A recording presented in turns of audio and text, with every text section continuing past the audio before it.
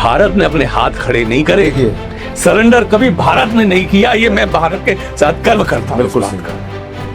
China war के अंदर भी अगर विड्रॉ किया किसी ने तो चाइना के हम बिना कपड़ों के लड़ रहे थे, हम जो थे पुराने हथियारों के साथ लड़ते, हमारे पास जूते नहीं थे, कैनवास शूज थे हर बार, लेकिन हमारे हौसले वो थे कि चीनियों को उनकी औकात दिखा। मैं खुद गवाह हूँ। सबसे पहले हमें आदेश मिला था कि हमारी जो एडवांस पार्टी हमें भेज दिया गया बीकानेर। रात को हम लोग टेंट टूंट लगा ही रहे थे, 22 लोगों की टीम थी सिर्फ, टेंट लगा ही रहे थे जब तक 2 बजे करीब रात में एक सिविल ड्रेस में, और वो अपने IND वाले आते हैं, वो हमारे गार्ड को बोलते भाई कहाँ तुम्हारे वो ये पर्चा है मैसेंजर। हमने जाकर अपने उसी को बताया ऐसे बात है, बोले भाई जल्दी क्लोज करो। बोला हमारी जो फौज है फोटो हमको टास्क मिला है कि हम लोग साबर सेक्टर जाएंगे। चालू का पोस्ट पहले पाकिस्तानियों के अंदर था, 5 गांव जो थे वो पाकिस्तान के अंदर थे। उसमें श्योक नदी है, तो वहाँ के गांव वाले पाकिस्तानी सेना से इतने उबे हुए थे। क्यों उबे हुए थे? क्योंकि घर गांव में आते थे और सुंदर महिलाओं को वो पोस्टों पे ले जाते थे, और पोस्टों पे लेके उनसे खाना भी बनवाते थे। और आपको मालूम है, जो मैं कहना नहीं चाहता क्या कहते हैं।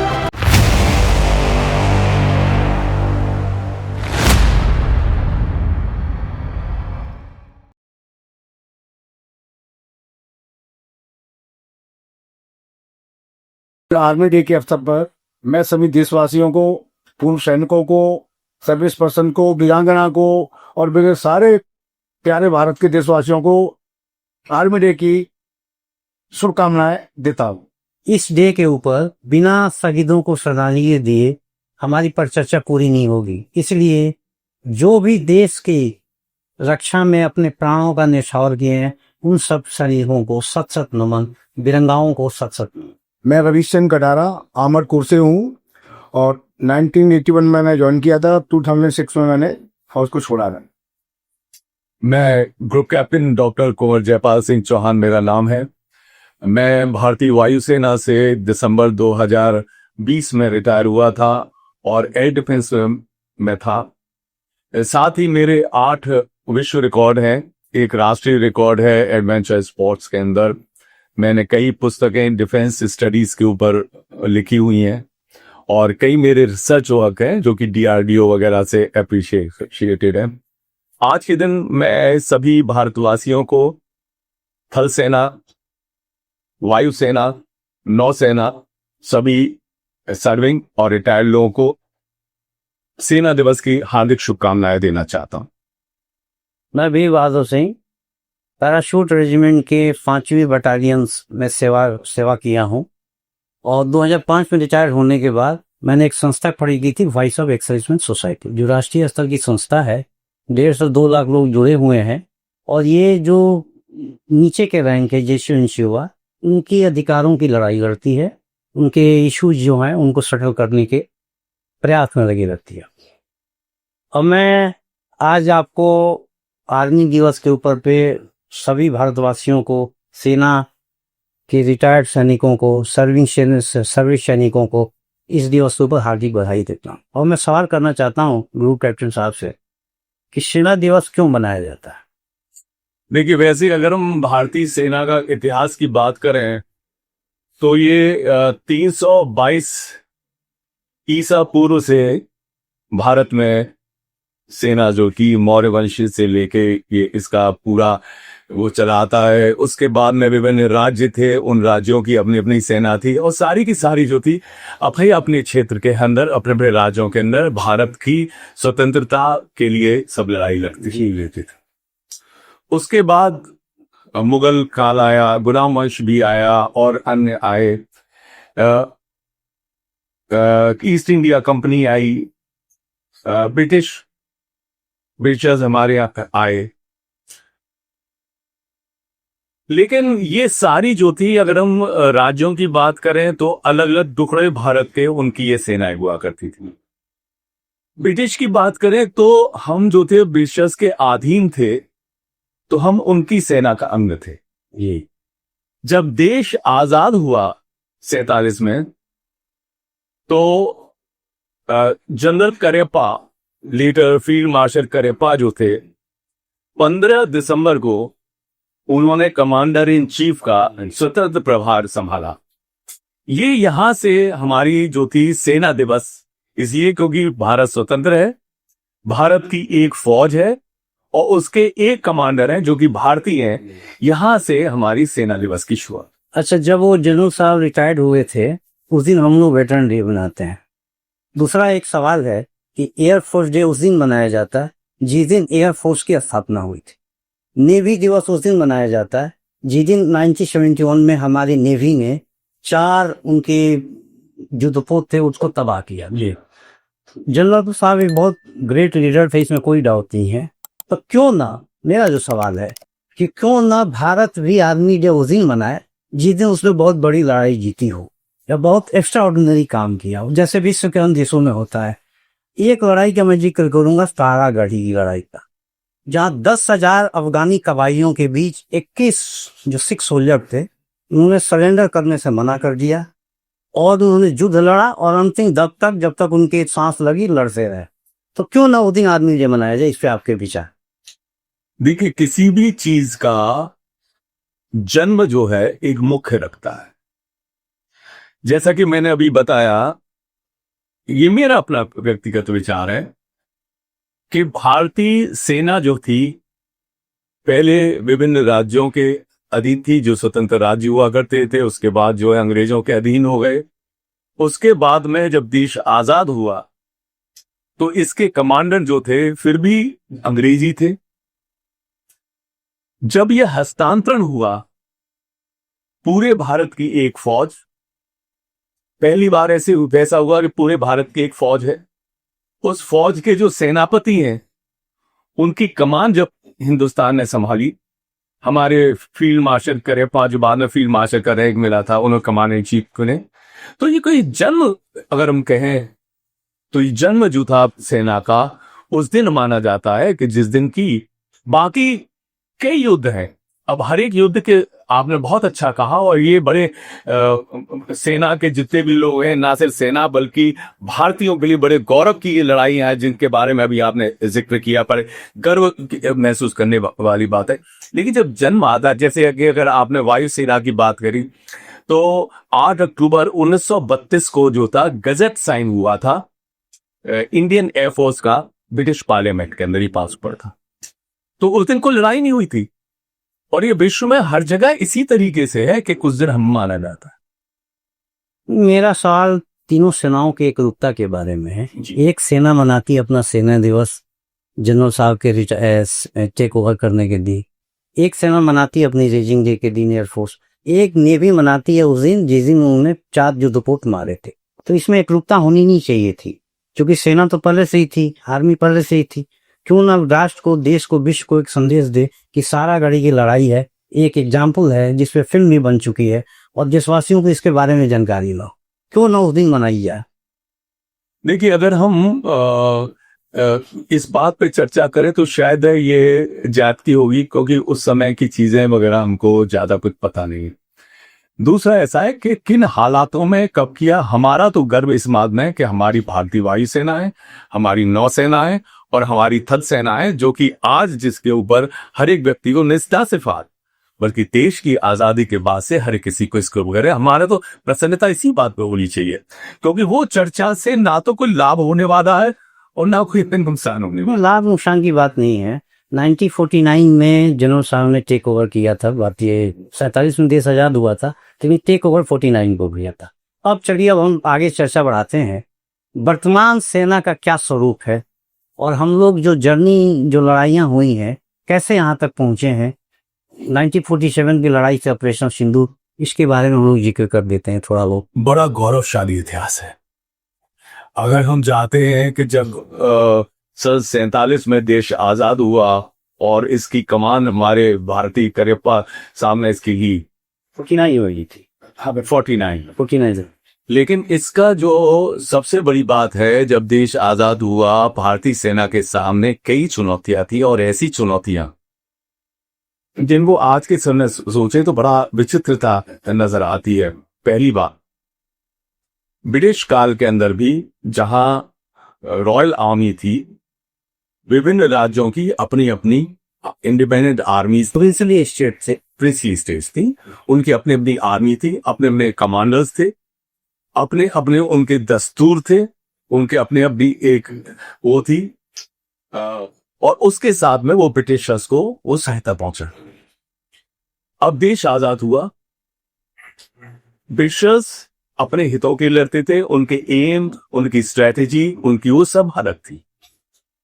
भारत के साथ सबसे बड़ी एक चुनौती ये थी, पहली बात कि सारे जितने भी ये इंडिपेंडेंट राज्य थे, ब्रिटिश अधीन जो राज्य थे हमारे भारत के, उन सब सेनाओं को एक साथ करना। दूसरी चुनौती जो थी, ब्रिटिश काल के अंदर जो था, जो भारतीय अधिकारी थे या जेसीओस थे, वो बहुत कम थे। अधिकतर जो थे वो अंग्रेज हुआ करते थे, बहुत कम थे। अब सेना हमारी, अब हमें चाहता कि अपनी सेना को संगठित करके सब करके हमें इन सब की जरूरत थी, और हमारे पास उसके साथ में रैंक के साथ में हमको आवश्यकता थी अनुभव की, साथ में हमारी स्ट्रेटेजीज की, हमारी रिक्वायरमेंट ब्रिटिश के अलग हो गई थी। साथ ही जो हमारे आयुध कारखाने वगैरह थे वो भी पाकिस्तान के साथ बढ़ गए, सेना भी बढ़ गई थी, सेना भी बढ़ गई, हमारे वो भी बढ़ गए, बटालियंस भी बढ़ी थी। यानी कि कहने का मतलब ये है कि अगर ये मेरे पास मोबाइल है तो मेरे पास इसका सिम नहीं, तो है लेकिन बोला नहीं, भोला है उस समय पॉलिटिकल विल भी नहीं थी। उस समय जो चर्चा चल रही थी, वो चर्चा चल रही थी कि विश्व को शांति का संदेश देने ही क्यों ना भारत की सेना को डिजर्व कर दिया जाए। मैं तो यहाँ तक सुना हूं कि जो लीडरशिप थे वो उस चक्कर में थे कि हम तो पुलिस से काम करा लें, सेना की जरूरत नहीं पड़ी। उस समय संसाधन भी कम थे जो ब्रिटिश छोड़ दिए गए थे, और जिसका हमें खमियाजा 62 में भोगना पड़ा। 62 में भोगना पड़ा जब चीन के साथ युद्ध हुआ। उसके बाद जो हम लोगों ने सेना का आधुनिकीकरण, साजो समात और इस पे ध्यान देना शुरू किया, तो 47 से लेके हम 62 तक भी शायद। इसी बात को अगर मैं एक और तरीके से रखूं कि जब ये इस तरीके का माहौल था, उस वक्त सेना के अधिकार या सेना की अपनी स्वयं की इच्छा, वो जो थी पॉलिटिकल लीडरशिप के ऊपर पुटी थी, और पॉलिटिकल ऑपरेटिव जो जो आपने बात करी, बात बिल्कुल बिल्कुल सही थी। और इसी का जो फायदा था, अगर आप देखें तो जो आपने कहा कि इसकी जर्नी जो है किस तरीके से हुई, कि पाकिस्तान ने जो 47 के अंदर कश्मीर को अलग करने के लिए जो हमारे पर युद्ध थो कबाइलियों के साथ, क्योंकि उसको पूरा विश्वास था कि महाराजा हरि सिंह इंडियन स्टेट के सामने झुकेंगे नहीं, इंडिया उनको जो जिन्ना थे कई बार महाराज से संपर्क कर चुके थे, जिनके स्पेशल इनवाई भी आए हुए थे कश्मीर के अंदर, जबकि महाराज का स्टैंड क्लियर था, पाकिस्तान के साथ किसी भी कीमत में जाते।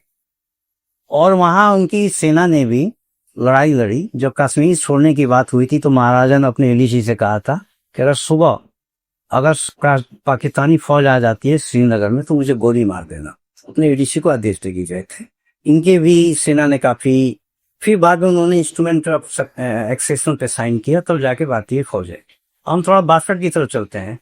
एक बड़ी चर्चा का विषय है कि अगर 62 में हमारे एयरफोर्स को इस्तेमाल किया जाता तो शायद हम परिणाम दूसरा दे पाते। इसमें कितनी सच्चाई है, थोड़ा इस पे प्रकाश डालें। ये बात बिल्कुल सही है कि 62 के अंदर भारतीय वायुसेना और नौसेना का इस्तेमाल नहीं किया गया था, और साथ में नौसेना का इस्तेमाल हो नहीं सकता था, वायुसेना हो सकती थी। और ये कहा जाता है उस समय हमारी वायुसेना चीन की वायुसेना से ज्यादा सक्षम थी। देखिए, हम जो है इस विषय के ऊपर सत्यता तो यही है कि वायुसेना का इस्तेमाल नहीं किया गया था, लेकिन वायुसेना की जो रिसोर्सेज भी अगर आप देखें हमारे पास उतनी नहीं थी। लेकिन एक बात जरूर थी कि वायुसेना का अगर इस्तेमाल किया गया होता तो इस युद्ध का एक चेहरा ही अलग होता। और ये इसलिए किया गया, इसका भी कारण बताता हूं यहाँ पे। ये इसका कारण ये है कि हमें जो था एक्सटर्नल जो प्रेशर्स थे हमारे ऊपर, हम जो थे दूसरे देशों के दबाव के अंदर हमने ये कार्रवाई, और एक ही वो था नेहरू जी का कि हमें किसी भी तरीके से इस लड़ाई को एस्केलेट नहीं करना। एस्केलेशन तो हो चुका था, लड़ाई तो हो। उस समय अमेरिका ने भारत की सहायता की थी, हाँ। हर तरह से सहायता की थी, चीन पे दबाव बनाया था। चीन जहां तक पूर्वांचल क्षेत्र में जो आगे बढ़ गया तो वापस बैक हो गया, लेकिन उसने अक्साई चीन नहीं छोड़े, बाकी क्षेत्रों से वो पिछड़ गए, लेकिन अक्साई चीन नहीं छोड़े। एक युद्ध हुआ था जिसमें पाकिस्तान की पूरी एक वो थी खेवकरण सेक्टर, जिसके अंदर पाकिस्तानी करीब 300 टैंक जो थे जी, वो भी उस समय के उन्नत वो थे, यूएस के पैटर्न टैंकर। उनका कब्जा करना पठानकोट, अमृतसर, और यहाँ पे जो हमारा ये बल्ज जो है उसको काट देना, क्योंकि रास्ता जो था कश्मीर की सप्लाईज के लिए, सीना के जाने के लिए कोई था। और यहाँ पर जो भारतीय साइड थी, यहाँ पे सिर्फ एक हमारी छोटी एक डिफेंस थी, और हवाई सेना रात में काम नहीं कर सकती थी, हमारे पास इतना इक्विपमेंट नहीं था उस समय। दिन में ही, उजाले में ही बिल्कुल वार कर सकती। तो देखिए ये एक ऐसा युद्ध हुआ जिसे कहते हैं कि टैंकों का कब्रिस्तान। और इसमें एक बहुत अहम नाम आता है वीर अब्दुल हमीद। क्या हुआ, उनकी तो उनसे एक लड़ाई लड़ी थी कि अचानक जब पता लगा कि दुश्मन इतनी बड़ी संख्या के अंदर हमारे का बढ़ रहा है और उसके मुकाबले हमारे पास 10% भी उसकी डिफेंस देने के लिए हमारे पास कुछ नहीं थी, तो इन्होंने क्या किया कि स्ट्रेटेजी रची, और जो वहां कमांडर थे उन्होंने इंजीनियर्स के साथ मिलके उन्होंने क्या किया, नहर का पानी गन्नों के खेतों में उन्होंने छोड़ दिया। पाकिस्तानी जो खेमकर पे कब्जा करने के बाद वो आगे बढ़े, और बड़े उनके हौसले ये बुलंद थे कि अब जो है ये जहां पूरा इसको काट देंगे, कश्मीर के एक रास्ते को, यहां से पठानकोट अमृतसर हम पहुंच गए, बस अब ये खत्म। अब उनको ये बता रही था कि टैंक तो चल, लेकिन साथ में क्या था, उनके साथ में एक तो ये क्या कहते हैं इन्फेंट्री नहीं थी, तो टैंकों का बल था उनके पास। और टैंक भी कौन से पैटर्न टैंक, यूएस के, जिसे कहा जाता था कि उस समय के बड़े उन्नत, और हमारे पास कौन से वर्ल्ड वॉर 2 के सेंचुरियन टैंक, और वो भी बहुत ही लिमिटेड संख्या के अंदर। अब ये जब टैंक आगे बढ़े तो क्या हुआ, ये पानी के अंदर बुगडम हुए, धंस गए, और की मोबिलिटी जो थी समाप्त हो गई। अब हमारी जो थी, हमारे पास एक गन्स थी, रिकॉइललेस गन्स जो जीप माउंटेड वगैरह थी।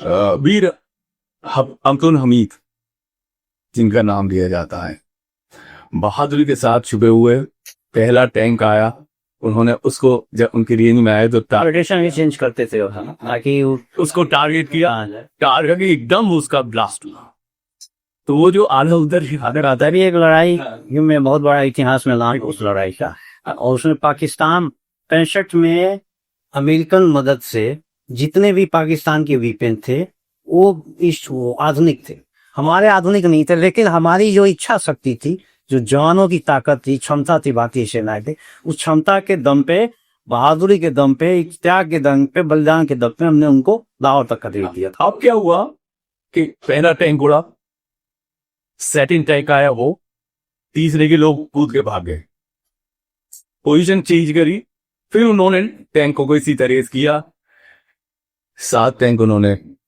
उसका उनको खुद को ठीक वो लग गया और वो खुद शहीद हो गए थे। यहां पर इस स्ट्रेटेजी से एक के बाद एक मनोबल जो बढ़ता है सेना का कि हम कम जरूर है लेकिन हम इनको मुकाबला दे सकते हैं, हमने उसको कब्रिस्तान बना दिया, और वहां पे करीब 80 से 100 के बीच में पाकिस्तानी टैंक जो थे सब पाकिस्तानी छोड़ छाड़ के या तो उनको डिस्ट्रॉय कर दिया, अभी भी उसको पैगत विलेज भी कहा जाता है, कुछ इसमें पर लेकिन मेरा ये मानना है कि जो 65 में हमने युद्ध जीते थे, अभी मैं एक स्टेटमेंट सुन रहा हूँ रसिया का और अमेरिका के ट्रम्प का भी, कि जहां जहां रसिया फौज ने कदम रखा है वो जगह हमारी हो गई है। यूक्रेन से हम जगह नहीं छोड़ेंगे। लेकिन 65 में जहां जहां भारतीय सेना ने पाकिस्तानी क्षेत्र में कदम रखे थे वो हमने छोड़ दिया। वो एक रणनीतिक भूल थी। अब मैं 71 की तरफ आता हूँ। 71 के बाद में क्या हमारी बड़ी बढ़ोत समय में महाभारत का युद्ध 18 दिन हुआ था और उससे कम दिन में ही हमने पाकिस्तान को 2 भागों में डिवाइड कर दिया। उससे पहले स्ट्रेटेजी बहुत बनी थी। उस समय स्ट्रॉन्ग लीडरशिप भी मानी जाती थी। हर तरह से मजबूत नेता थे। सैन्य में नेता भी तगड़े थे, यहाँ के भी लोग थे।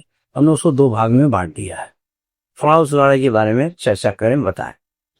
देखिए, सन 71 की लड़ाई जो थी,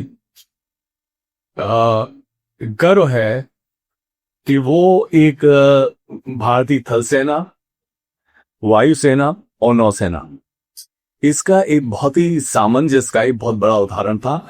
दूसरा, मिलिट्री लीडरशिप की इच्छा शक्ति और उनकी प्लानिंग, उनकी स्ट्रेटेजी। जनरल मानी साहब थे, जनरल मानिक, और उनको बाद में फिर मार्शल सिंह नवाज गए। बिल्कुल ठीक है। इस समय मैं 2-3 चीजें आपको बताना चाहता हूं किस तरीके से कैसे हुआ। ये भी युद्ध एक दिशा में थोपा गया था। आपको पता है कि बांग्लादेश के अंदर जो था, भाषा के कारण, रेसिज्म के, पाकिस्तान का जिस तरीके से उनके ऊपर वहां के जो सिविलियंस थे उनको अत्याचार हो रहे थे, उसके कारण बाकी भारत में आ रहे थे सारे, तो भारत के पास कोई और चारा नहीं था कि उनको रोकना और करना। अब पाकिस्तान ने क्या किया कि इसको तो मौका देखा। उसने देखा कि हिंदुस्तान जो है 3 तरफ से, उसे चाइना के ऊपर बहुत विश्वास था 3 तरीके से, और अमेरिका के ऊपर भी उसको वो था पूरा विश्वास। अमेरिका ने तो साथ में बड़ा उतार दिया था। अमेरिका जो है आ जाएगा, पहले रूस की, और इससे अच्छा कोई मौका नहीं हो सकता भारत को पराजय का मुंह दिखाने के लिए। अब सोचिए कि एक तरफ ईस्ट पाकिस्तान, बांग्लादेश जिसे हम कहते हैं वो, एक तरफ चाइना उसके ऊपर, वेस्ट हिंद पाकिस्तान सपोर्टेड बाय अमेरिका। जहां तक हम समुद्र की बात करें तो वहां पे यूएस अपना बेड़ा भेज रहा है। उससे पहले रूस ने भेज दिया था। ठीक है। सागर में खाली यहाँ पे बड़ा एक जो हम हिम्मत और हौसले और उसकी बात करते हैं। जब वेस्ट में सबसे पहले अटैक आया, जिसके अंदर की अमृतसर था, श्रीनगर था, आगरा था, हाँ, ये कई जगह जो थे पाकिस्तान ने एक साथ जो थे एयर अटैक्स करे थे, उसका उसे बहुत बड़ा एक खामियाजा भुगतना करना पड़ा। और यहाँ अगर हम बात करें भारतीय वायुसेना की, तो बड़ा इंटरेस्टिंग एपिसोड है कि जो गवर्नर हाउस था ढाका के अंदर, उसके अंदर बॉम्बार्डमेंट किया गया था, और एक 2 पैरा भी एयर ड्रॉप की थी ढाका के अंदर। 2 पैरा ने ये हुआ क्या कि गुप्त सूचना मिली थी कि मुक्ति वाहिनी से कि सर्किट हाउस के अंदर गवर्नर जो है, शीर्ष सैन्य अधिकारी और पुलिस के लोग, उन सबके साथ में मीटिंग कर रहे हैं, और इतने बजे मीटिंग है। तो क्या हुआ कि ऑर्डर आया कि सर्किट हाउस को उड़ा। लेकिन उस समय मैप्स वगैरह ज्यादा नहीं हुआ, नेविगेशन मैप्स ज्यादा नहीं हुआ करते थे। पायलट जो थे जहाज के अंदर बैठ गए, जहाज को स्टार्ट कर लिया, जहाजों को। अब अचानक जो था, एक एयरमैन दौड़ा हुआ आता है और वो कहता है हॉल्ट करने के लिए। कहने कहते हो, कहते पर्ची दे दी जाती है। उस पर्ची में लिखा था कि वेन्यू चेंज हो गया है, और जो गवर्नर हाउस, वो सर्किट हाउस की जगह अब गवर्नर हाउस में मीटिंग हो रही है। अब अगर ये मैप पे उसको देखना शुरू करे कहां पे गवर्नर हाउस है, तब तो मीटिंग खत्म हो जाएगी। रीप्लानिंग करना पॉसिबल नहीं था। तो आप ताज्जुब करेंगे, जो टूरिस्ट मैप होता है, पायलटों ने टूरिस्ट मैप को ले गए और उसको देख के, और जिस तरीके से हम जब जाते हैं तो गली मोहल्ले में देखते हैं, भैया मकान किसका है, ये किसका है, एक बिल्डिंग को वहां पे पहचानते हुए चाहिए, तो इसके आगे की यहाँ पे ये होना चाहिए गवर्नर हाउस। इस तरीके से ढूंढते हुए भारतीय सेना गवर्नर हाउस के ऊपर जो था बम्बार्डमेंट किया। जैसे ही गवर्नर हाउस के ऊपर बम्बार्डमेंट हुआ, गवर्नर तुरंत जो कहा यूएन कैंप में गया, यूनाइटेड नेशंस में, और उसने सबसे पहले अपना रेजिग्नेशन दिया। एक तो ये सबसे बड़ा एक हुआ। जहां तक आर्मी की बात करते हैं, उस समय कराची में नेवी ने भी बहुत अच्छा काम किया था। कराची को मैं उस पे आता हूँ। उसके बाद क्या हुआ, जो जहां हम भारतीय सेना की बात करते हैं, तो भारतीय सेना ने इतना बढ़िया मैन्यूवर किया, क्योंकि ये जो ढाका और ये दूसरी जगह थी इतनी वेल फोर्टिफाइड थी कि उनको वो कहते थे, पाकिस्तान समझता था अवैध है, और साथ में बांग्लादेश के अंदर आर्म्स एमुनिशन का भंडार जो था काफी था, जो कि इस वॉर को बहुत वो कर। लेकिन इंडिया क्या चाहता था, यह बड़ी इंपॉर्टेंट बात है कि ये लड़ाई जो है 14-15 दिन के अंदर खत्म हो जाए, क्योंकि यहां हमारे इंटरनेशनल प्रेशर्स आने वाले थे, और ये अच्छी तरह मालूम था कि इसको फर्दर एस्केलेशन जो है हमको विड्रॉल, और हम चाहते थे कि ये कटे यहां से। यहां पे क्या हुआ कि नेवी का जो अभी आप जिक्र कर रहे थे, तो हमें अपने जो था बांग्लादेश इस साइड में भी चाहिए था। हमें उम्मीद नहीं थी आईएनएस राजपूत को कराची की तरफ, अन्य जो थे मिसाइल शिप्स दी उनके साथ में जो था गाजी में मारा गया, गाजी, बिल्कुल। तो क्या हुआ कि इन्होंने रास्ते में देखा कि कुछ हलचल हो रही है, उसमें वो गाजी सबमरीन थी। इन्होंने गाजी सबमरीन को उड़ाया।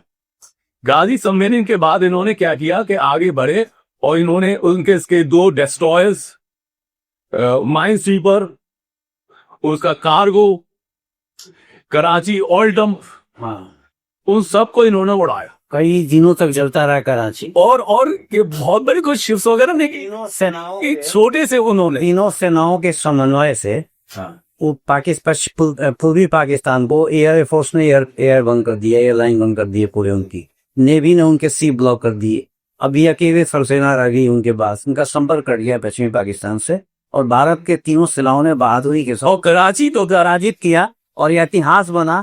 90,000 पाकिस्तानी सैनिकों ने भारत के सामने सरेंडर दिया, ये इतिहास में। और कराची जो था 3 दिन तक उसकी लपटे 3 दिन तक जलती। उस समय आपकी भुज में भी वहाँ के स्थानीय लोगों ने बहुत अच्छी मदद की थी। एयरपोर्ट जो नुकसान हो गया था, रातों रात बना दिया वहाँ की महिलाओं ने, वो भी इतिहास में दर्ज है। तो देखिए, लड़ाई सिर्फ सेना नहीं लड़ती, सेना के साथ पूरा देश लड़ता है, सारा विभाग लड़ता है। और जब तक देश सेना के साथ नहीं है, मनोबल बढ़ाने के लिए, उनकी जरूरतों को पूरा करने के लिए, कोई सेना उस स्तर पे सफल नहीं हो सकती जिस स्तर पे भारत की सेना सफलता है। यहाँ मैं एक छोटा ऐड करूँगा।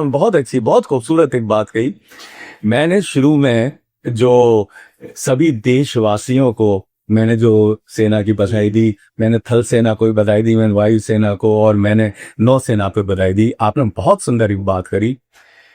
अकेले सेना अगर हम कहें युद्ध लड़ रही है, वो सेना तो लड़ती है, बहादुर आगे होता ही है, लेकिन जो मनोबल और बाकी जो चीजें हैं, जो एक सपोर्ट सिस्टम है जो मिलता है, वो सभी से मिलता है। इवन हमने अपनी आंखों से देखा, जब मीडियम गन फायर होते थे कारगिल वाले रास्ते पे, तो जो ट्रक ड्राइवर थे ये गोला ले लेके आके सैनिकों को सप्लाई कर।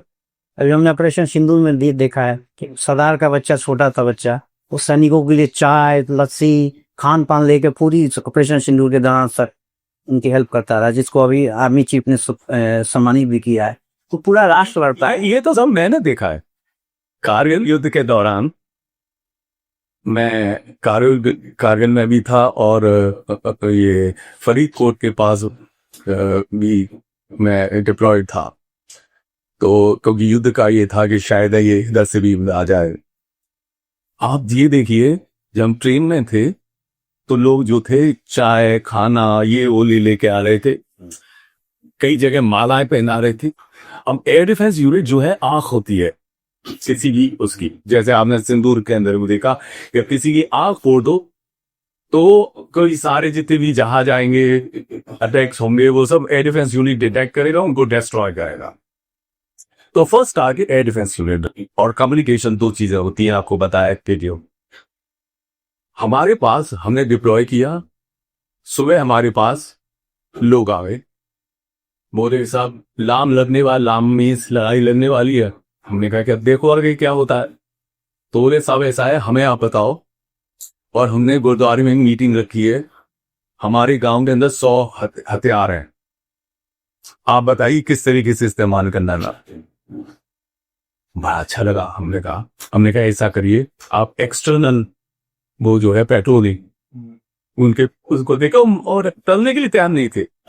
उन्होंने अपनी टीमें बनाई कि कोई अंदर अनजान आदमी अंदर ना आए, उसकी उन्होंने बनाई। कोई अपना कूलर लेके आया, गर्मी के दिन थे, कोई कूलर लेके आ गया अपने घर से। इनका सोचिए गांव के लोग एक आधी कूलर बेचारी वो लेके आ गया। कोई जो दूध लेके आ रहा है, कि हमें हाथ जोड़ के मना करना पड़ा, हमें उनके सरपंच को लांग बुलाना पड़ा। हमने कहा देखिए ऐसा है, हमारी पेट खराब हो जाए, मना नहीं कर सकते थे, क्योंकि देखिए पता नहीं कौन क्या चीज दे जाए। हमने उसे हाथ जोड़ के हमने उन मना करना पड़ा कि देखिए हमारी कोर्ट मार्शल हो जाएगा अगर हम इस तरीके से आपसे। अरुणाचल में भी 2 महिला 2 बहनें थी, उन्होंने लड़ाई लड़ी, एलएनजी पे भी लड़ाई लड़ी है। तो राष्ट्र के लोग जो भारत के लोग हैं, इसीलिए भारत जो देश है महान देश है, क्योंकि जितने भी देखिए पीछे जितने भी आक्रमण हुए भारत का, कई देश देख लीजिए कन्वर्ट हो गया, लेकिन भारत ने अपनी संस्कृति सभ्यता बचा के रखी है। और हम आते हैं कारगिल वार की तरफ। मैं घाटा जवाब बंद करूंगा, कारगिल वार के ऊपर थोड़ा प्रकाश पे। कारगिल का मैं खुद गवाह हूँ। सबसे पहले हमें आरएस मिला था कि हमारी जो एडवांस पार्टी हमें भेज दिया गया बीकानेर। रात को हम लोग टेंट टूंट लगाए रहे थे, 22 लोगों की टीम थी सर। वो टेंट लगाए रहे थे जब तक 2 बजे करीब रात में एक सिविल ड्रेस में, और वो अपने आईएडी वाले आते हैं और वो हमारे गार्ड को बोलते भाई कहाँ तुम्हारे वो ये पड़ता है मैसेजर। हमने कहा मैं उसी बताया ऐसे बात है, वो जदीद रोज बोला हमारी जो फौज फोटो हमारे को टास्क मिलाया कि हम लोग साबा सेक्टर जाएंगे। हम वहां से वापिस ससार आए, तो साथ से स्पेशल ट्रेन उस समय हमारी जब जा रही थी, तो लोग समझो कि पूरे तमाम जितने स्टेशन पड़ रहे थे, सब पे लोग फूल मारा देके और जरा क्या क्या फेंक रहे थे, यानी हम लोग ही हो रहे थे कि भाई सा क्या मिला हम लोगों को। तो बहुत तो इसको क्या है, तो देख के उससेला जो है ना हो रहा क्या इतना हुआ, अरे हम पे लोग भूल गए। डर होता है क्यों, हम लोग बार बार बोल के, तो हमारा जो पटका होता है काला, तो उसको बोलते भाई ये हमारा वो है।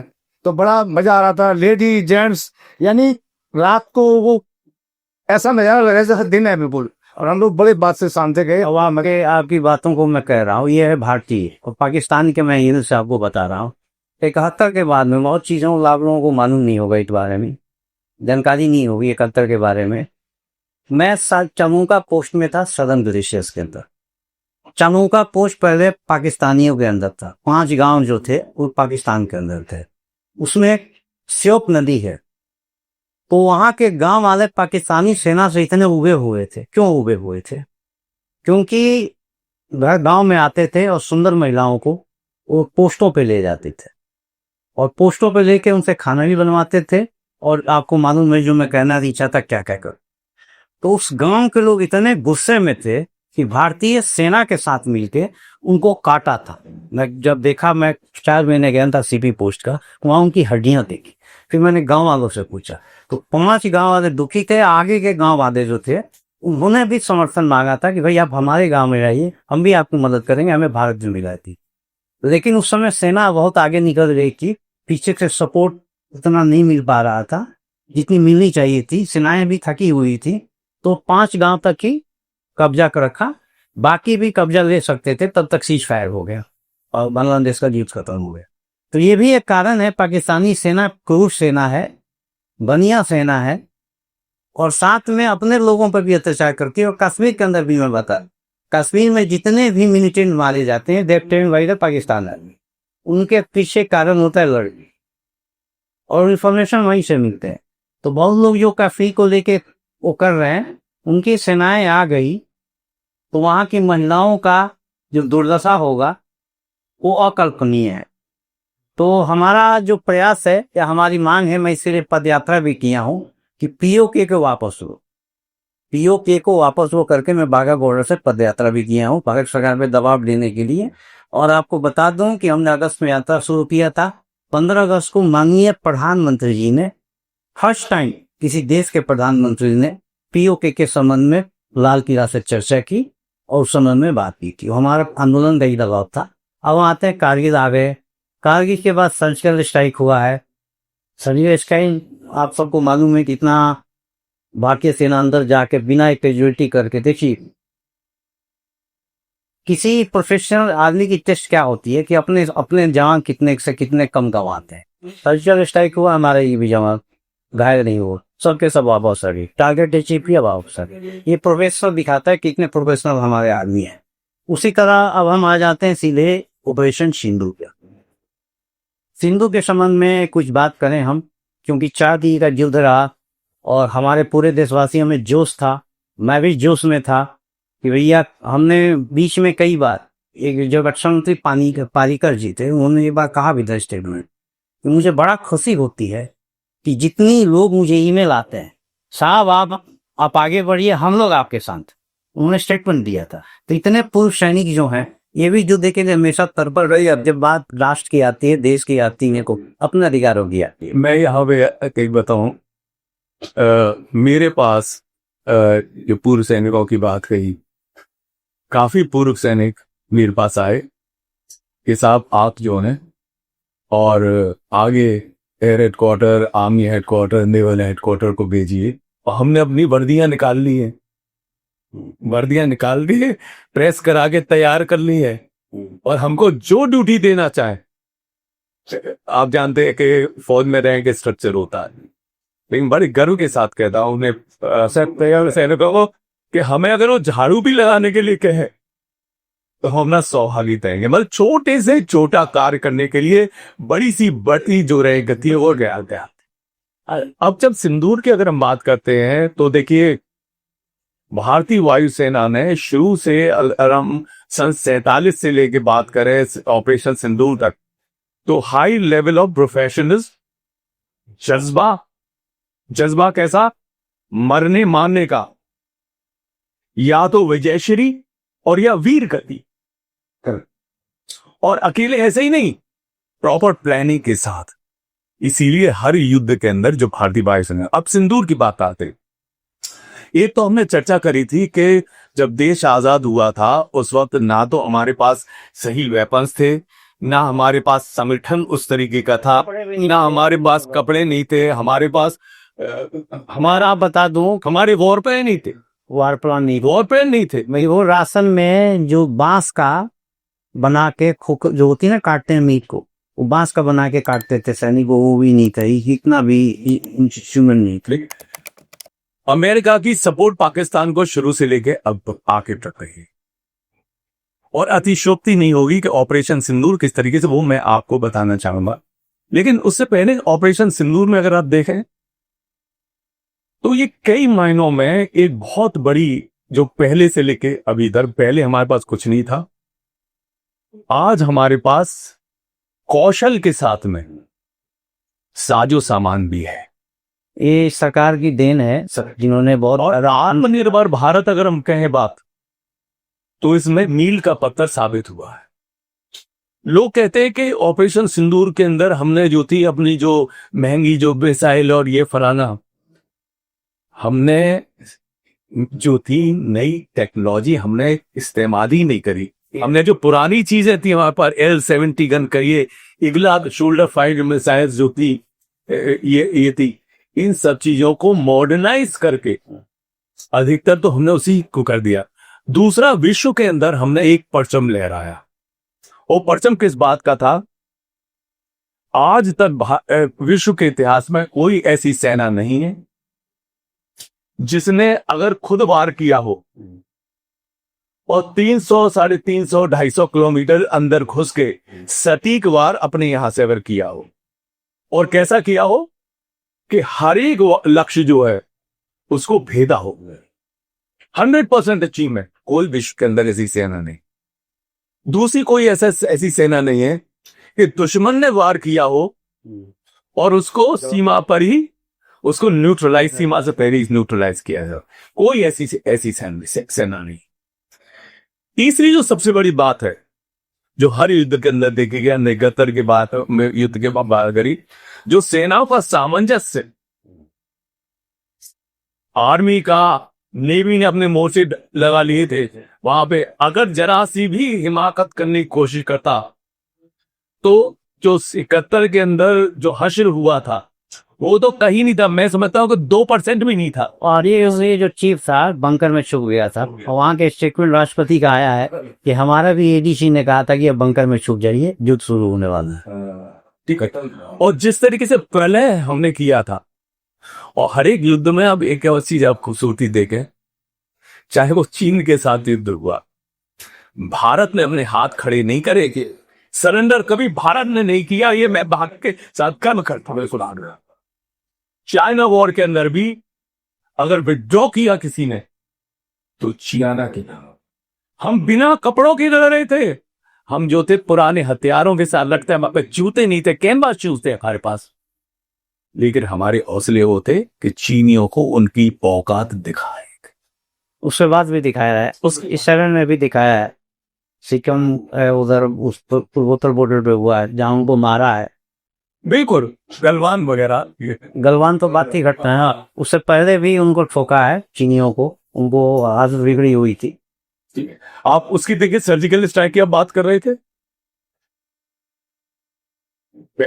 इंटेलिजेंस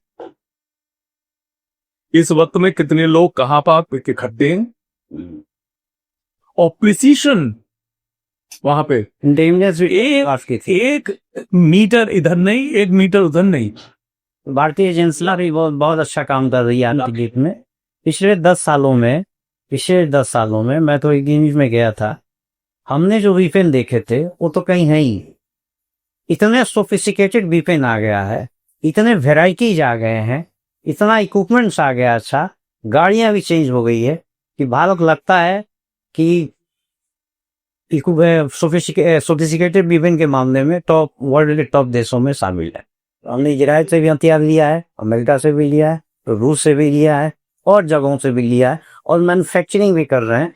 पाकिस्तान ने एक चाइना के उसका तो अपना दिमाग है नहीं, रडार लिया होगा, एयर डिफेंस सिस्टम भी आया था चाइना का, जो कि बड़ा गर्व चाइना को भी था, पाकिस्तान को भी था कि ये जो है अभेद्य है, और जिसके ऊपर बड़ा गर्व महसूस करता था।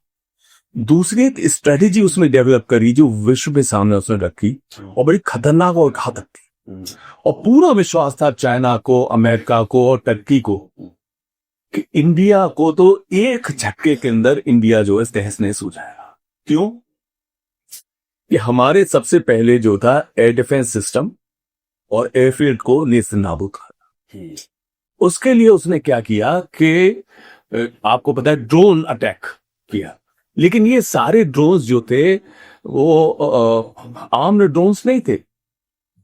इसके अंदर जो आपके ये जो सड़क बाजार में मिलते हैं वो हमारे एमिनेशन टेस्ट करने के लिए किया होगा। ना, उसका क्या था, देखिए हर एक रडार सिस्टम और हर एक एयर डिफेंस सिस्टम वो सब कंप्यूटराइज्ड है। इनकी एक लिमिटेशन है।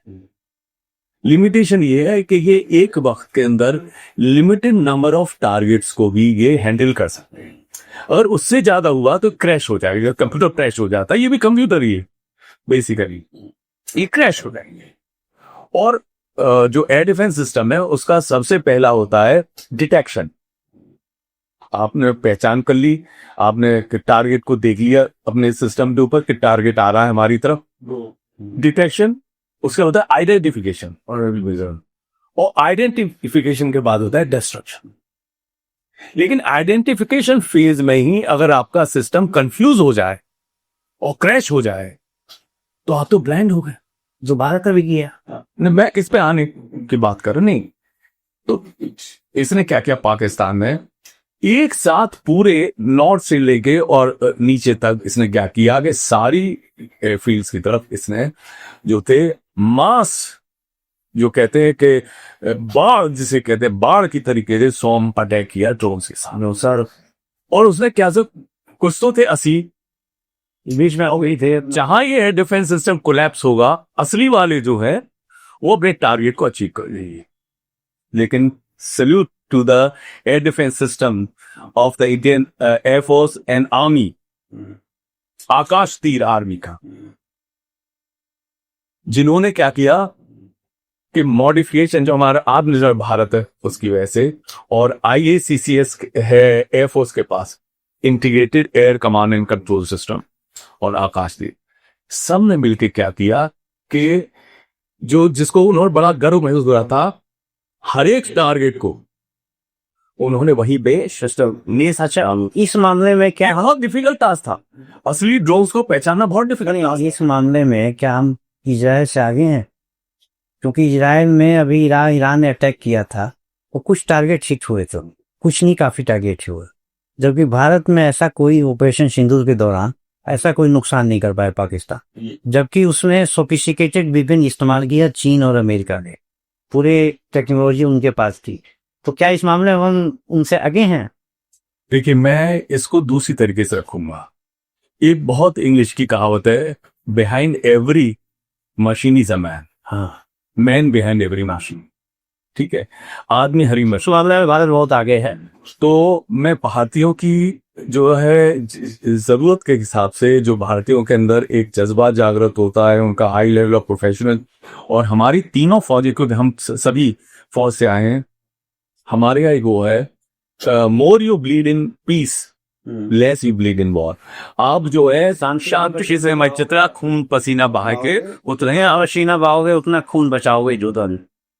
ट्रेनिंग हमारी आले दर्जे आला दर्जे की है, और हमारी क्या है, बिल्कुल सटीक ट्रेनिंग है, एग्जैक्ट एक्यूरेसी के साथ। और आप सारी वॉर्स के अंदर अगर आप देखें, जो भी हमने चर्चा करी थी, वहां की जो टैंकों का कब्रिस्तान बना दिया, या हमने कश्मीर की बात करी थी, हमने बांग्लादेश की बात करी थी, हर एक के अंदर जो जो मोर्चे हमने, बड़ी बड़ी जंगें हमने जीती हैं, अगर देखें तो पाकिस्तान के हिसाब से वहां पे डिफेंस हमारी इतनी ज्यादा नहीं थी। लेकिन इस स्ट्रैटेजी जो वर्कआउट करी हौसले के साथ, जो अब आप कारगिल को ले लीजिए, कारगिल आसान काम था, पहाड़ी में बैठे हुए थे, पत्थर भी मारते तो हमारे पर पत्थर ही मारता, वो भी तोप के गोले की तरह लेके आ रहा था। हमारे सैनिकों को, हमारे अधिकारियों को मालूम था कि हम जब ऊपर चढ़ रहे हैं, ऊपर पहुंच पाएंगे या नहीं पहुंच पाएंगे, जीत हार तो अलग है, ये भी हमें विश्वास नहीं है तो ऊपर पहुंच पाएंगे। लेकिन कमांडर के साथ में जवान एक मिल के तातर बन के, और विश्वास एक दूसरे के ऊपर डटे रहे वो। डटे रहे।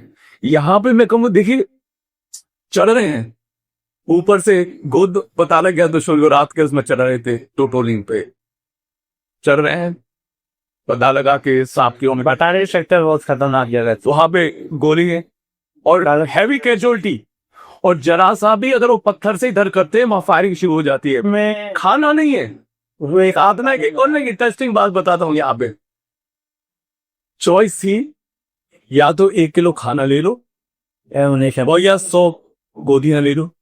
क्या लो? गोलियां ले ली। हमारे फौजियों ने गोलियां पसंद करी, खाना छोड़ दिया। तो पाव पानी लिया है और लिया है, खाना तो और वहां पे फंसे हुए। अब दूसरी टीम जो है उसको लेके मालूम सपोर्ट के लिए बहुत चलती है, बहुत कभी मन। और अंत क्या होता है?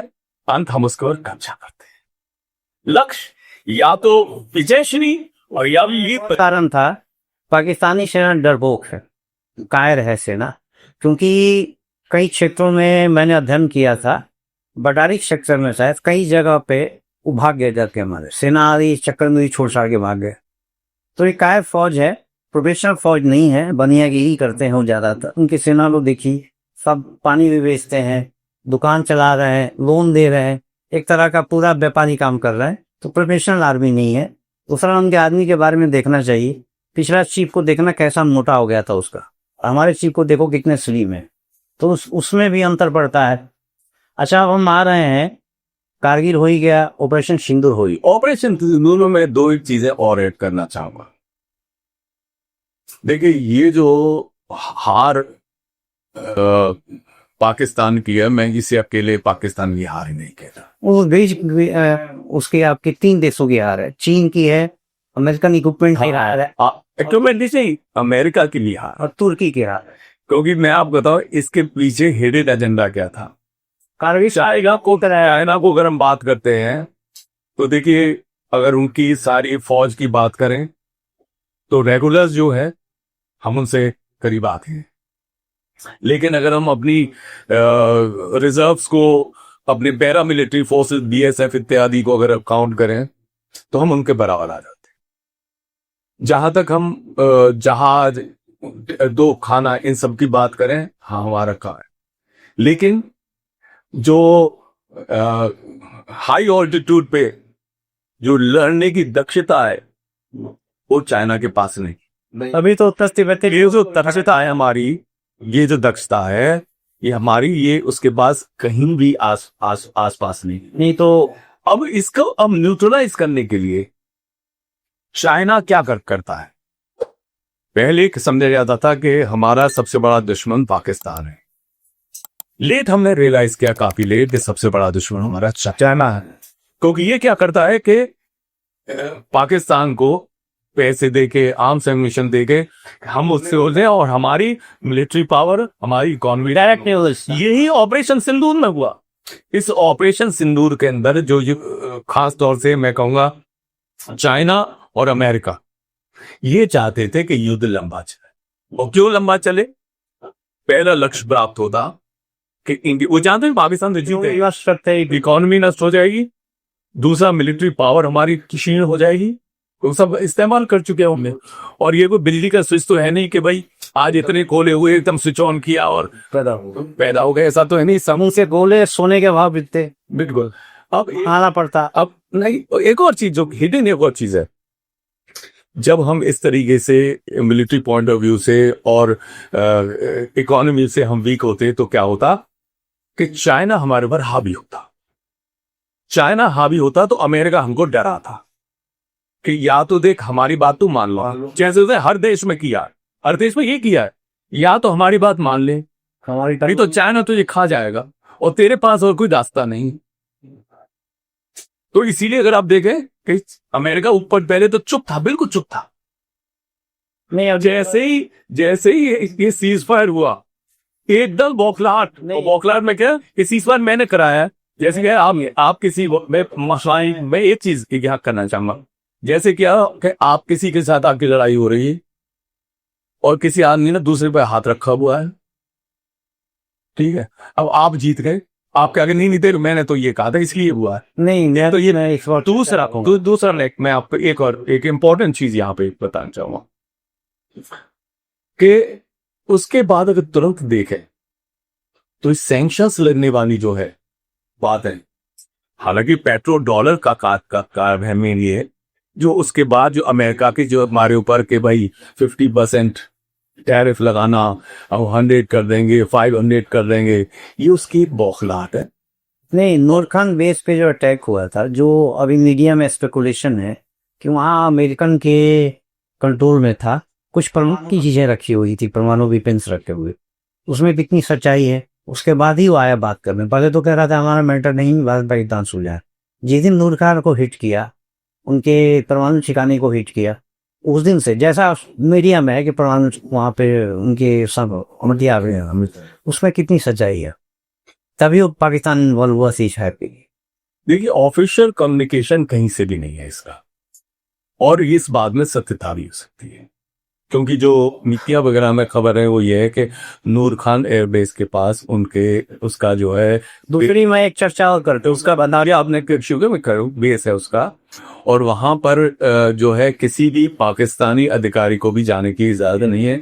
सिर्फ वहां पे अमेरिकन जनरल्स वगैरह लैंड करते हैं। ये मीडिया वगैरह में हमने पढ़ा है, ऑफिशियल इसकी कुछ साधारण बोल सकते हैं, लेकिन ये बात जो है, नूर खान एयरबेस जो है इंपॉर्टेंट एयरबेस थी पाकिस्तान की, और इंडिया ने सटीक निशाना लगा के और उसको क्षति पहुंचाई है। तो जितने भी मुख्य उनके एयरपोर्ट थे, एयरपोर्ट के, सबको हिट किया है। और इससे ज्यादा क्या हो सकता है कि आतंकवादी सरगना आंसू लेके वर्ल्ड में इस बात का है, और न्यूज चैनल्स में सहायता हो रहा है। आर्मी डे के ऊपर एक और बात कर दूं, भारतीय सेना के बारे में। आपने अमेरिकन जो कोलिशन फोर्सेस के चीफ थे, उनका स्टेटमेंट सुना होगा, जब इराक के बगदाद में घुस रहे थे एक भी गोली नहीं चली। उसका कारण बताया कि हमने जो इराकी जनरल्स थे उनको हमने खरीद लिया, अमेरिका में सेटल कर दिया, और बड़ी आसानी से कोलिशन फोर्सेस बगदाद में एंट्री कर गई। दूसरी, उन्होंने अभी जो वेनेजुएला पे हुआ है, वहां से भी चर्चा ये है कि उनके जो सैन्य कमांडर थे उनको खरीद लिया गया है। वो उन्होंने कुछ नहीं किया और आसानी से उनके राष्ट्रपति को पकड़ के गई। भारत के संबंध में ये है कि हमारी फोर्सेस जो है न केवल ईमानदार है, न केवल पराक्रमी है, न केवल त्यागी है, बल्कि इस मामले में भी विश्व की सेनाओं से बहुत ऊपर है। ये बिक नहीं सकती, मर सकती है, बिक नहीं सकती। लेकिन साथ में एक और चीज करनी पड़ेगी। ये आपने बड़ा अच्छा टॉपिक आपने उठाया। हर एक भारतीय को एक सैनिक बनना पड़ेगा, क्योंकि आज ये आंदोलन में दिखा दिया जो हमारे आईटी सेक्टर के लोग दोनों की साइड है। मैं एक दूसरी बात कह रहा हूं, दूसरी बात कह रहा हूं, किस तरीके से ना पड़ेगा, क्योंकि जिस तरीके से विश्व के समीकरण बन रहे हैं, आपने देखा वेनेजुएला का जो आपने उदाहरण दिया, ईरान का चल रहा है, वहां पे जो है खरीद लिया। जितनी सिक्योरिटी, जिनको रक्षा करने की जिम्मेदारी थी, उन्हीं को उन्होंने खरीद लिया। भारत को भी बहुत सतर्कता की आवश्यकता है। तो इसीलिए मोदी जी अग्निवीर इसीलिए निकाला है, कह रहा अभी भर्ती हुआ जाएगा। अग्निवीर वही अग्निवीर इसलिए कि रिटायर होके जो लोग रह जाए आ जाए। फौजी होता है, उसकी नजर एक होती है। हर एक नागरिक को मेरा कहना यह है, एक अपनी तरीके से फौजी बनना पड़ेगा, ताकि जो दुश्मन के आज विश्व की जो सारी निगाहें हैं, दृश्य और अदृश्य तरीके से भारत को डाउन करने के लिए, इसकी इकोनॉमी को बर्बाद करने के लिए, इसकी सैन्य शक्ति को नष्ट करने के लिए, इसका मनोबल गिराने के लिए सब जल रहे हैं आज। जी सब जल रहे हैं। अचानक अमेरिका का ईरान टर्न तो ज्यादा चल रहा है। मोदी जी झुक ही नहीं रहे, बोला फोन करो, बोला नहीं करूंगा फोन। वो आ जाते अमेरिका में, बोला नहीं आऊंगा, तो मैं तो यहाँ जाऊंगा, मैं पुरी में जाऊंगा। तो वेद में कहते हैं संगे शक्ति भेदे नाशा। हमारा जो मैं कहा कि ग्रास रूट लेवल पे एक एक नागरिक को फौजी बनने की आवश्यकता है। राष्ट्र हित के बारे में सोचने की आवश्यकता है। राष्ट्र हित के सामने अपना व्यक्तिगत हित जो है उसको हटा के राष्ट्र हित सर्वोपरि करने की अत्यंत आवश्यकता है। इस विश्व के समीकरण को देखते हुए बहुत तो अपना काम करेगी और बहुत अच्छा काम कर रही है, हाईली प्रोफेशनल काम कर रही है। बहुत हमारे आसपास जितने देश हैं सब डिस्टर्ब हैं। लंका को भारत ने थामा हुआ, उसकी अर्थव्यवस्था बर्बाद हुई पड़ी है। नेपाल में परिवर्तन कर ही दिया, बांग्लादेश में आप देख ही रहे हैं, ईरान में बगल में आ ही रहा है, पाकिस्तान की हालत सबको मालूम है। तो अभी जो भारत के भारत झुक नहीं रहा है। यूरोपियन कंट्रीज ही भारत के साथ समझौते कर रही है। इवन डेनमार्क के स्टैंडिंग कमेटी ऑफ डिफेंस के अध्यक्ष उनका स्टेटमेंट आया कि भारत को इसके बारे में, ग्रीनलैंड के बारे में बोलना चाहिए कुछ न कुछ। दे वांट उनका एक्सपेक्टेशन है कि भारत हमारी मदद करे। तो बहुत देश ऐसे हैं जो भारत की तरफ आंख टकटकी लगाए बैठे हैं कि संकट के समय में हमारी मदद करे, और भारत अपने पड़ोसियों की मदद कर भी रहा है। जब मालदीव पे एलटीटी वालों ने अटैक किया, वहां भारत ने जाके बचाया, टिकियों से मुक्ति भी दिलाई लंका को। श्रीलंका में भी एक स्टेबल गवर्नमेंट स्थापित किया अपनी शांति सेना में। और विश्व में मालदीव का आपने कहा, मालदीव में बड़ा वो होगा। मालदीव में तो 6 तरह गई थी और राज्य में गए थे। राज्यों की बात क्या होगी, वहाँ के जो पायलट थे वहाँ को कुछ था नहीं, कुछ नहीं, अंधेरे में जहाज उतार दिया था। ये भी एक बड़ी क्या था, टापू है। आगरा से एयरक्राफ्ट एयरबॉर्न हुए थे और पैरा के लोग गए थे वहां पे। कुछ नहीं मालूम था वहां का, कोई कांटेक्ट नहीं है, रनवे अवेलेबल नहीं है, लाइट्स नहीं है रनवे की, कुछ नहीं है। और सिर्फ अपनी दक्षता से है, या छोड़ रनवे इतना बड़ा नहीं है। हिम्मत, नीचे कितने लोग बंदूक और गन्स लेके नीचे खड़े हुए हैं जहाज के लिए, कोई पता नहीं है। दुश्मन के लोग कितने हैं, किसका कब्जा है, ये पता नहीं है। कि हम हो सकता है वहां पहुंचे और क्या हो कि 4 गांव से फायरिंग और हमारे ऊपर वो हो जाए, कोई पता नहीं है। और वहां पे इस तरीके से लैंड कर देना, ये बहुत बड़ी हिम्मत और कलेजा, प्रोफेशनल किसके लिए। आप आर्मर्ड से संबंधित रहे हैं, आर्मर्ड कोर से हैं। आर्मर्ड कोर की लड़ाई में क्या भूमिका है, उस संबंध में थोड़ा विस्तार से बताएं। आर्मर्ड कोर की लड़ाई में जैसे ये अभी आर्मी फाइटिंग व्हीकल्स है हमारे पास, T-72 टैंक्स रशियन, और टैंक भी है। तो हाँ यस, तो उसमें क्या है कि हमारे दोनों रोल, ऑफेंसिव रोल और डिफेंसिव रोल, दोनों में हम लोग काम करते हैं। यही हमारा रोल है। और मरुस्थल में तो मुझे लगता है कि सबसे ज्यादा रोल आप ही का है।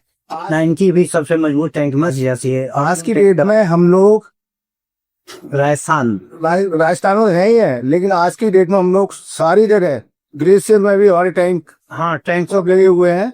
1962 में एक टैंक जो है चीन बॉर्डर पे भी ड्रॉप करके लगाया गया। ये स्वाज भी पड़ा हुआ है। आदमी लगे हुए हैं सारे टैंक। और इवन कारगिल साइड में भी, हाइती में भी टैंक ऊपर जाकर करोड़ में 20,000 के ऊपर हमारा पूरा चाइना का पूरा कवर कर रखा है हमारे टैंकों ने, और सारी जगह कश्मीर में जेएन के सब जगह। साथ में लॉन्ग डिस्टेंस और प्रिसीजन डिलीवरी सब जो है 25 mm गन है हमारे पास। सरसमन के सिद्धूत ठिकानों को किलोमीटर तक हमारा रेंज है।